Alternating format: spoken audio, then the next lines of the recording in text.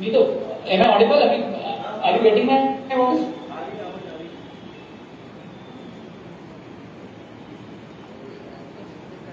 ठीक है, आप सोचते हैं कि XYZ होगा, एमबीबीएस होना चाहिए, बिजनेस की बातें होना चाहिए, कब तक हम पॉलिटिशियंस की बातें करेंगे, कब तक हम दूसरी चीजों की बातें करेंगे जिसका हमारे जीवन में कोई आधार नहीं होता है, जिसका हमारे जीवन में कोई योगदान नहीं होता है, हमारे पर्सनल डेवलपमेंट में और सोशल डेवलपमेंट दोनों चीजें।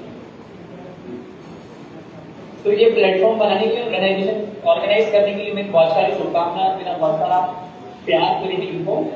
तो मुझे कंफ्यूज हो रहा है थोड़ा।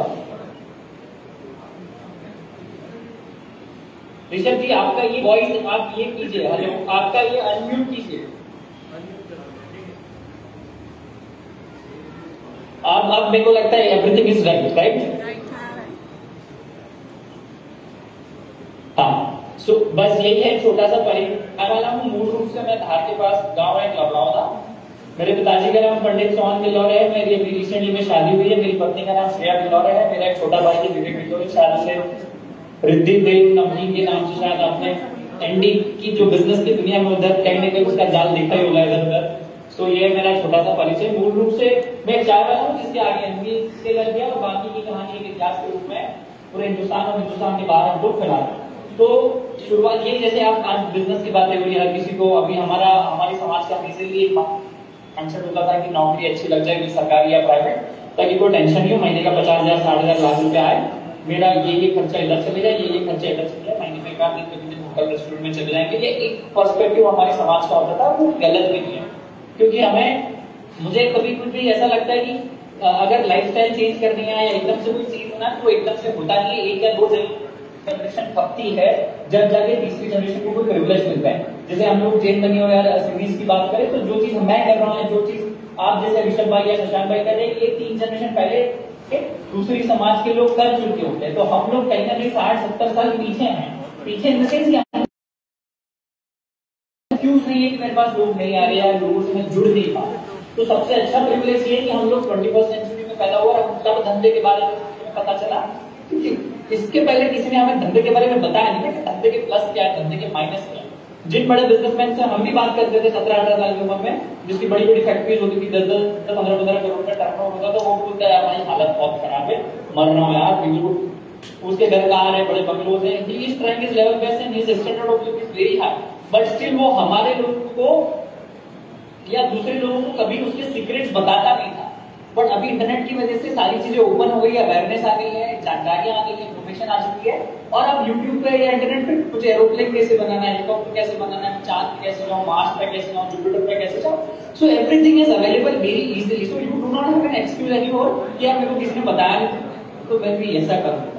सो वो एक्सक्यूज को अलग हटा के हमारी संस्कृति पे ये कि मेरे पिताजी ब्राह्मण है, हम लोग किसान, मैं भी किसान का बेटा हूँ, हमने खेती की, मैं खुद भी खेतों में गया हूँ, ऐसा कि मैंने काम नहीं किया होगा, बट ये कि हमेशा से कुछ करने वाला या कुछ देने के लिए मेरा हमेशा माइंडसेट रहा है कि कब तक दुनिया के बनाए हुए प्रोडक्ट्स को यूज करके खुश होंगे। आज बहुत एक छोटा सा माइंडसेट में देखता हूँ, नॉट जस्ट समाज, मतलब बहुत बड़ा तबका है हमारे हिंदुस्तान का, जो जैसे कि एप्पल फोन ले लिया, खरीद लिया तो उसमें खुश हो गया, I am happy, I am the cloud nine, या किसी ट्रिप में चले गया, किसी होटल में खा लिया, किसी रेस्टोरेंट में खा लिया, तो वो उसको यूज करके, हम लोग कंज्यूमर इकोनॉमी में है अभी तक, हम लोग कोई बिजनेसमैन नहीं है, हम लोग कोई क्रिएटर नहीं है।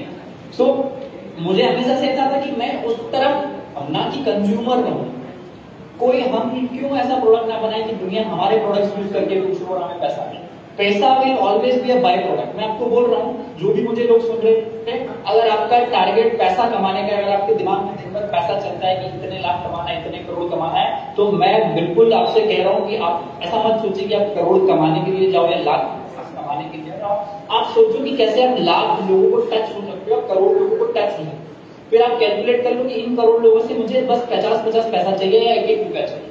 अगर आपके माइंडसेट में सिर्फ रहेगा कि मेरे को इस साल 40 लाख कमाना है, 20 लाख कमाना है, 5 लाख कमाना है, तो आप अगर आपके दिमाग में पैसा चल रहा है, तो मैं माफी चाहता हूँ, बड़े माइंडसेट लोग जितना मैं इतना मिलाऊं, पूरा घुमाऊं, तो वो लोगों के दिमाग में पैसा नहीं चलता, उनके इसमें आइडियाज चलते हैं, एफर्ट्स चलते हैं, हम लोग कैसे से ज्यादा लोगों को कनेक्ट होगा।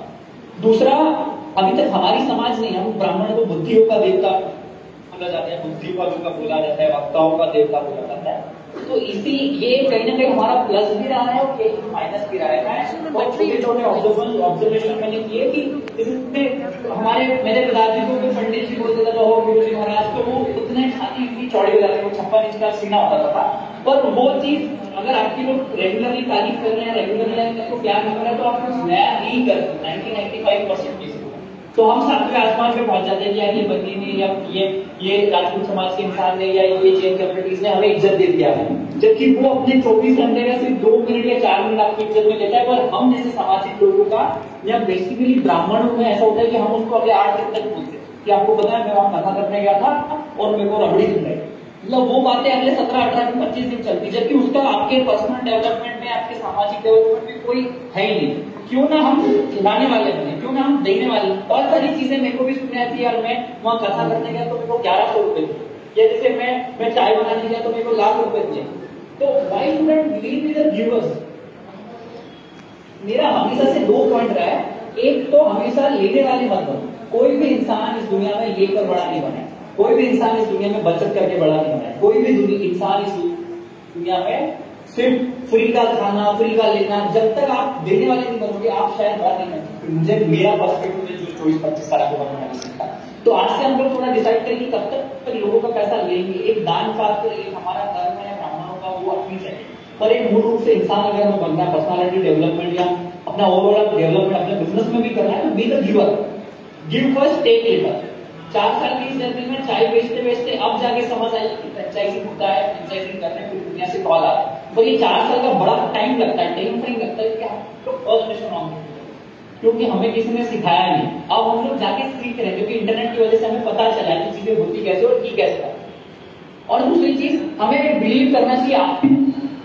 आज की यूनिवर्सिटी को बिलीव होकर पूछने, अगर आपको चाय बनाते नहीं आती तो आप 50 लोगों से पूछो जो उस इंडस्ट्री में है। अगर आपको फ्रेंचाइजिंग नहीं करते आती तो आप 50 लोगों से पूछो जो ऑलरेडी इस बिजनेस को कर रहे हैं, उनके पीछे पड़ के पूछो। शशांक भाई यार आर्किटेक्ट, अगर आपको आर्किटेक्ट बनना है तो शशांक भाई पूछो कि भैया मेरे को आर्किटेक्ट बनना है, क्या करूँ? बोला कि पेन कॉपी ला देता हूँ, पेंसिल पे डिजाइन तो बना, एटलीस्ट आज के रफ डिजाइन तो बना। तो मेरा भी पर्सपेक्टिव हमेशा से ये है कि मेरे को बहुत बड़ा कंपनी बनाना है, पर आज की चाय तो बेचूं।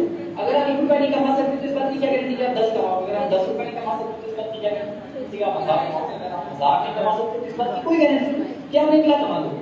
So it starts from very small. So dream big, start small. एक नाउ आप लोगों को भी बहुत सारी चीजें बड़ी लगती होगी, आज अपने से रिश्तेदार में अपना बेकअप सपोर्ट नहीं है, तो अगर आपका बेकअप सपोर्ट नहीं है तो क्यों ना हम लोग 10-15 साल की मेहनत करके कोई आने वाली जनरेशन के लिए सपोर्ट बनते हैं। मतलब लोगों के पास एक्सक्यूज बहुत होते हैं, यार मेरे को कोई हो जाता मिल जाता तो मैं ऐसा करता। So why don't you work for yourself and your family, then you become the part of the supportive system to the society. So उस चीज में था। तो जब मैंने छोटी सी चाय का ठेला 20 साल की उम्र में अहमदाबाद में चालू किया, तो मुझे भी नहीं पता था कि आगे लाइफ कैसे होगी। बस मुझे ये पता था कि आज मुझे 25-50 लोगों से मिलना है, उनको मेरा बिजनेस का मॉडल बताना है कि मैं करता है कैसे करता हूँ, क्या अलग है हम कोई बाकी चाय वाले की और एमबीए चाय वाले में फर्क क्या है?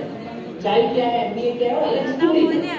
आप हमेशा एक चीज याद रखो कि लोग आपके पास आपका मदद क्यों करते हैं। आज सब लोग मंदिर का बिजनेस कर सकते हैं, पाइपलाइन का बिजनेस हो सकता है, सीमेंट का बिजनेस, आपका and numbers of business, but why people will come to you? उनके पास 1000 ऑप्शन है ना, तो 1000 ऑप्शन में आपको चुनने की प्रोबेबिलिटी 1/1000 बिल्कुल 0.01%।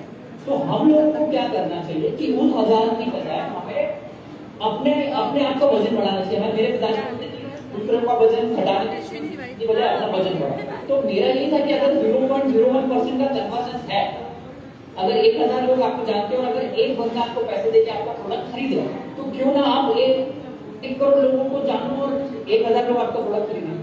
भाई बड़ी बड़ी कंपनियां, बिस्लरी हो गई, फेसबुक हो गया, गूगल हो गया, आप मैकडॉनल्ड्स को देखोगे तो इनको करोड़ों लोग जानते हैं। जब जाके 2-5 लोग इनके आउटलेट पे जाते हैं, तो आपको शायद अभी 2000 लोग जान रहे तो आपके 2 कस्टमर आ रहे। तो मेरा ऐसा ही कहना है कि आप लोग दिन भर 24/7 बिजनेस डेवलपमेंट से ज्यादा मार्केटिंग पे ज्यादा ध्यान दो, सेल्स पे ज्यादा ध्यान दो। क्योंकि आज का तो आप ब्रेड बटर खा लो, आज का तो अगर आपको पनीर खाना आप खा लोगे, आपके पास 10 साल का विजन है, आपके पास 15 साल का विजन है, ये रिकरिंग इनकम आती रहे, या आप कोई बहुत अच्छी चीज स्टैब्लिश करना चाहते हो, तो आपको आज की Mango Bite, Parle chocolate, eclairs chocolate को 1-2 रुपए की नहीं आती, वो अगर छोड़ोगे तो कल की फरेरो सिल्क और किटकैट मिलेगी। आप समझ रहे, आज की मैंगो बाइट, इक्लेयर्स छोड़ोगे तो कल की फरेरो रोशर और इक्लेयर्स मिलेगी। क्योंकि मेरी बहुत बेसिक फंडा ये है कि पहले आपको देना पड़ता है वो चाइनीज बम्बू का कलर पता है आपको? वो 5 साल तक चाइनीज बम्बू मतलब जमीन के नीचे ही होता है, वो 5 साल तक बढ़ता ही नहीं, हो बिल्कुल एक बिल्कुल पौधे की तरह थोड़ा थोड़ा बढ़ता है। पर जैसे 4.5-5 साल का पीरियड होता है वो सर 6 महीने के अंदर 100 फीट 80 फीट पे चले जाता है। क्यों? क्योंकि वो चाइनीज बम्बू पहले नीचे जाता है, बाकी पेड़ थोड़ा नीचे थोड़ा ऊपर, थोड़ा नीचे थोड़ा ऊपर। चाइनीज बम्बू पहले बिल्कुल नीचे जाता है, ठोस बेसिक बन जाके फिर एकदम से बूम करता है। It's like rocket launching. So मैं वही बोल रहा हूँ कि you need to hold your vision, you need to learn every day. और बहुत सारी चीजें मुझे ऐसी नोटिस में आती है कि आज की जनरेशन और मेजरली मैं समाज की बात नहीं करूंगा, हमें ईगो प्रॉब्लम्स बहुत है, हम हर्ट हो जाते हैं। जब तक आपको कोई बताएगा नहीं कि आप गलत हो तो आपको पता कैसे चलेगा कि आप गलत हो? और आपको खुद को पता कभी नहीं चलेगा कि आप सही हो या गलत। तो आपको दुनिया ही बताएगी, आपका हमेशा मिरर बाहर से ही दिखेगा। और हो सकता है कि आप उस टाइम सही हो, बट कभी क्या होता है, it's like filtration, it's like trial mirror. आप 10 चीज करोगे, 2 चीजों में रिजल्ट मिलेंगे, हो सकता है दोनों में ना मिले, पर किसी दिन जाके आप 100 चीज करोगे और 20 में आपको रिजल्ट मिलेगा। इस दिन आप 1000 चीज इन टोटल में क्रॉस में मैं एग्रीगेट आपको बताया हूँ, जब आप 1000 चीज करोगे तो हो सकता है 20 चीज आपकी सही है। And we are first generation entrepreneur. It's like कि हम लोग कोई एक बगीचे बहुत सारे एक आम के पेड़ है, हम लोग पत्थर मार रहे हैं। आपको पता है कुछ लोग होते हैं जो एक पत्थर में बिल्कुल आम गिरा देंगे, पर कभी कभी क्या होता है 25-50 पत्थर मारोगे जब जाके 2-4 आम गिरेंगे। It is like that. And 2-3 चीजें और है कि if you are first generation entrepreneur, so there is not a set of rules. ऐसा कोई पद्धति नहीं है कि भाई ऐसा ऐसा करोगे तो ऐसा ऐसा। It's like whatever you are doing, you will getting the results. It's like majorly, it's like just updation of yourself. आप खाते कैसे हो, रहते कैसे हो, पहनता कैसे हो, आपकी सोच क्या है, आपका दिन भर पर आप किन लोगों से बात कर रहे हो, आप दिन भर में बातें किससे करते हो, आप ज्ञान किससे ले रहे हो? जिसको पता ही नहीं कि उसको सुबह उठ के करना क्या, जिसको पता ही नहीं कि उसका माइंडसेट क्या है, जिसको पता ही नहीं उसका विजन क्या है, तो आप उससे बात करके करोगे। तो आप अगर ज्ञानी हो अपने ग्रुप में, तो वो टाइम आ गया है कि वो चेंज कर दो ग्रुप। इट इज, मैं बोलता हूँ इसको, if you are the smartest in your group, it's time to change the group. अगर आपको लगे कि आप 10 लोगों के ग्रुप में सबसे स्मार्ट हो, आपको सब आता है, मतलब आप पागल हो। अब आपका समय आ गया वो ग्रुप को छोड़ के उस ग्रुप में जाना, आप जहाँ डम हो, जहाँ आपको कुछ नहीं आता। क्योंकि अगर आप एक बार ज्ञानी बन गए, अगर आप सिखाना चालू हो गए, तो आप सीखना बंद कर। आप कोई मोटिवेशनल स्पीकर तो है नहीं कि आपको ज्ञान की जरूरत है, आपको स्पेसिफिक होना पड़ेगा। मुझे नहीं पता, मुझे आई डोंट केयर कि शशांक भाई आर्किटेक्ट कैसे है, मुझे नहीं पता कि वो काम कैसे करते। मुझे जब मेरा घर बनाना होगा तो मैं शशांक भाई को ऑर्डर ये 1000 स्क्वायर फीट बना के खत्म करूँ, आई डोंट केयर। मुझे नहीं सीखना, मुझे चाय बनाते आता है, मैं चाय बनाऊंगा। वो बोलते हैं ना कि दुनिया का सबसे बड़ा लोहार है टाटा, और दुनिया का सबसे बड़ा रुचि है बाटा। जूते और लोहे के काम है उनका, काम बहुत छोटा है पर तरीका बड़ा है। आप समझ रहे हो? हर काम हम छोटा। आप कोई बड़ी बिजनेस आप बात करो, अल्ट्राटेक की बात, वो सीमेंट बना है। सीमेंट क्या मतलब पत्थर का चूरा। तो सारी चीजों को अगर आपको हाथी खाना है 2 मिनट के लिए, तो हाथी को एक नहीं खा सकते। तो एक काम करो, हाथ को 1000 टुकड़ों में तोड़ दो, और हाथी ने टुकड़ा का 1000 दिन मतलब 3 साल में शायद हाथी को पूरा खा जाओगे। तो आप इनसे बात ये तो कह सकते ना कि मैंने हाथी खाया, और आप आज नहीं कह सकते कि मैं हाथी खा लूं। तो आप क्या बोलोगे, मैंने तो हाथी नहीं खवाया, मेरी तो हालत खराब हो जाए। तो आपको तो रिजल्ट आज चाहिए ना, आपको ये भी पता कि कल कहां थे आप। और मैं फिर से बोलता हूँ कि 1 या 2 जनरेशन खपती है, या बहुत सारे लोग होंगे जो छोटे छोटे गांव से, जिनके पापा या उनके दादाजी आ चुके हैं अहमदाबाद से, फायर साइड से, खरगोन से, जो इंदौर आ गए और उन्होंने मतलब सर्कल किया, अपना खुद का घर ले लिया, प्लॉट ले लिया, ये सारी चीजें करी। तो सेकंड जनरेशन को एजुकेशन बहुत अच्छे से मिली, या थर्ड जनरेशन उसका प्रिविलेज था कि या तो नौकरी में गए या धंधे में गए, क्योंकि उनके पास बैकअप सपोर्ट था।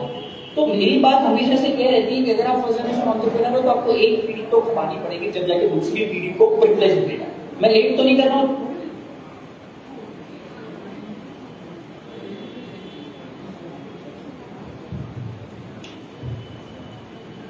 I'm on time?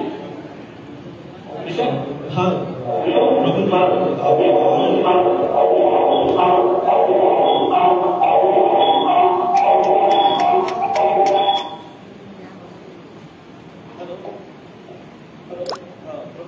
am I on track?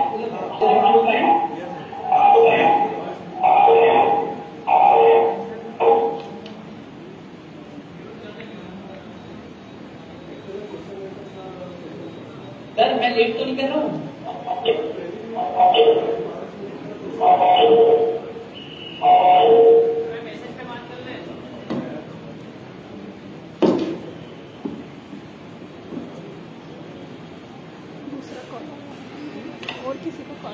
तो ये सारी चीजें हैं जिसमें I am believing. Sir late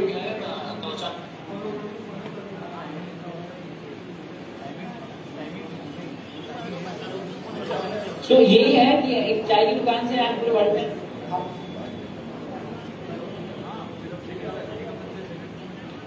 हाँ, तो ये मेरी कहानी है सर।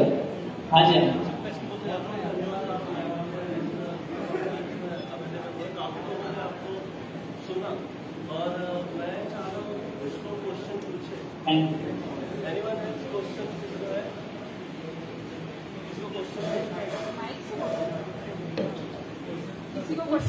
अगर किसी को भी क्वेश्चंस पूछने हो तो वो पूछ सकते हैं। एनीवन?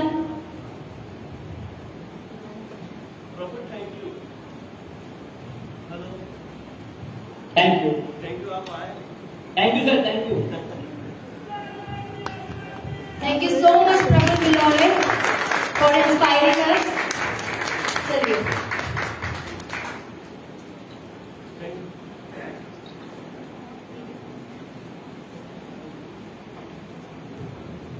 अब हम कार्यक्रम को आगे बढ़ाते हुए हम हमारी पहली बैठक की शुरुआत करते हैं, जिसके अंतर्गत आप सभी को अपने व्यवसाय के बारे में बताने के लिए 3 मिनट का समय दिया जाएगा। कृपया समय सीमा का ध्यान रखें। तो हम पहली बैठक शुरू करते हैं। अब मैं एंट्री नंबर 1 विशाल जोशी जी को आमंत्रित करती हूँ कि वह आए और अपने बिजनेस के बारे में कुछ बताएं हमें। विशाल जोशी जी, तालियां।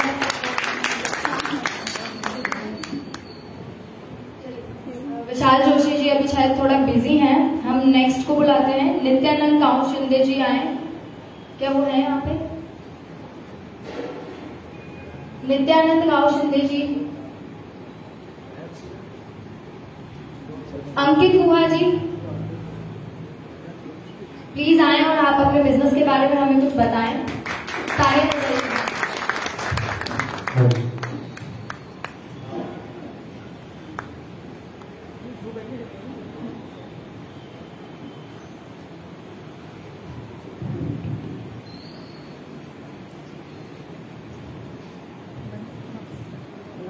सभी को नमस्कार। आज इस व्यावसायिक बैठक में आए सभी व्यावसायिक बंधुओं को मेरा हृदय से स्वागत है। और आप सभी ने आज जो आयोजन स्टार्ट किया है ये बहुत ही अच्छा है। ये हमारे युवाओं के लिए एक प्रेरणा स्रोत होगा कि वो बिजनेस की तरफ आकर्षित हो, क्योंकि मैं देख रहा हूँ समाज में ज्यादातर युवा जॉब या किसी अंडर में काम करने में काफी रुचि ले रहे हैं। लेकिन दोस्तों मैं आपको बताना चाहूंगा कि मैंने भी 9 साल गवर्नमेंट जॉब किया है, लेकिन फिर मेरा रुझान पिछले 3 सालों से बिजनेस की तरफ हो गया। क्योंकि जब ये कोविड हुआ, कोविड के बाद क्या हुआ कि ऐसी सिचुएशन आई कि बहुत सारे जॉब होल्डर की जॉब चली गई। हमारे साथ हमारे बीच में से कुछ लोग थे जो अच्छा व्यवसाय कर रहे थे, लेकिन शटर बंद होने के कारण उनकी अर्निंग बंद हो गई। तो दोस्तों ये बहुत ही अच्छा मंच है कि जो भार्गव एसोसिएट्स हमारे लिए लेके आए हैं। इसमें हम ज्यादा से ज्यादा युवाओं को इसमें बिजनेस के लिए प्रेरित कर रहे हैं।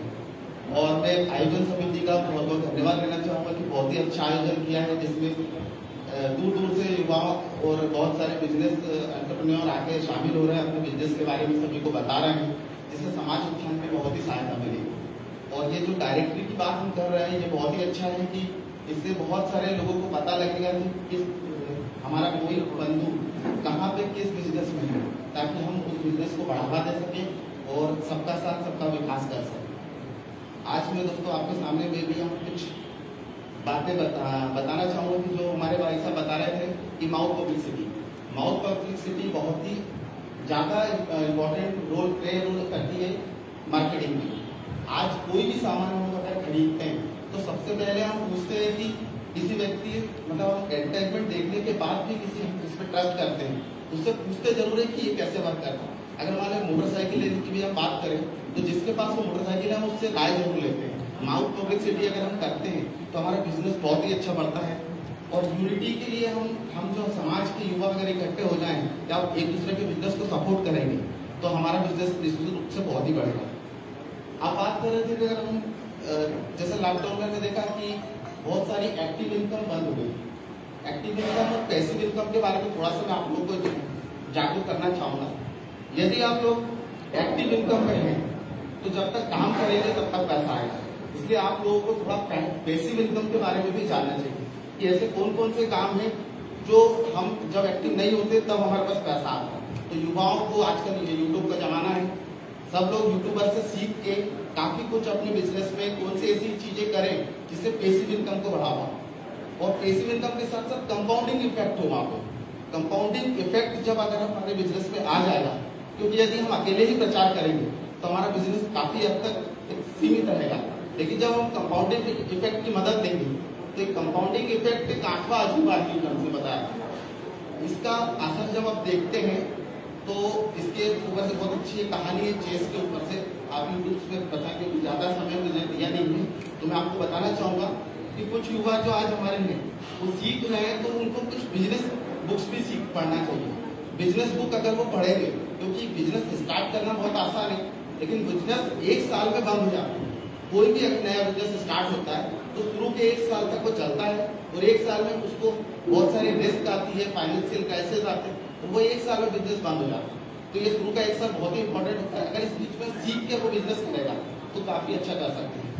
और आज की बात करूँ, जैसे भैया बता रहे थे कि सरकार हमारे को सपोर्ट कर रही है, तो निश्चित रूप से सरकार सपोर्ट कर रही है। प्रधानमंत्री कौशल विकास स्किल इंडिया, मैं जिस ऑर्गेनाइजेशन के साथ काम कर रहा हूँ वो भी उसको भी सरकार सपोर्ट कर रही है। प्रधानमंत्री कौशल विकास योजना स्किल इंडिया का सर्टिफिकेट मिलता है, और हम एक सेल्फ एम्प्लॉयड के रूप में स्टार्ट करते हैं। मैं अगर मेरे व्यवसाय के बारे में आपको बताऊँ तो मेरा नाम राघव गुहा है, और मैं अंकित गुहा के साथ हम दोनों बिजनेस को हरदा जिले में बिल्ड कर रहे हैं। हरदा के साथ साथ मेरा बिजनेस हरदा, होशंगाबाद आसपास के कई जिलों के साथ साथ 3 स्टेट्स में मेरा बिजनेस है। 3 स्टेट्स में बिजनेस आज मेरे अकेले की वजह से नहीं हुआ, मेरे साथ 800 लोग हैं जो एसोसिएट्स हैं और जो बिजनेस करते हैं, जो बहुत सारी हाउस वाइफ हैं, स्टूडेंट्स हैं, जो घर रह के इस बिजनेस को ऑनलाइन और ऑफलाइन दोनों प्रकार से बिल्ड करके आज इस बिजनेस को बिल्ड कर रहे हैं। और सिस्टम का प्रयोग जरूर करें, क्योंकि हर व्यक्ति की कैपेबिलिटी नहीं होती कि वो अपना खुद का प्रोडक्ट बना के मार्केट में प्रचार कर दे। तो जब हमारे लिए पूरा सिस्टम तैयार हो, सिस्टम का मैं फुल फॉर्म आपको बताना चाहूंगा, save your self time energy and money. यदि आप सब कुछ खुद ही कर लेते हैं तो आपको बहुत समय लगेगा। आज तो आपको सब कुछ जल्दी चाहिए, आज 5 से 10 साल में उसको अपने आप को इतना स्टेबल करना है कि वो आने वाले जो अपने सपने हैं या अपनी जो लाइफ स्टाइल है उसको बहुत अच्छा कर सके। तो इन 5 साल में जो अभी 2021 है, हम निश्चित रूप से 2025 के जो इस प्रकार का समिट होगा हम सभी लोग इसमें होंगे, लेकिन उन 5 साल में मैं चाहूंगा कि आप सभी लोग भी आए और अपने बिजनेस का जो टर्नओवर है वो काफी अच्छा ग्रोथ करें, और इस 5 साल में काफी कुछ सीख के आप करेंगे। Thank you.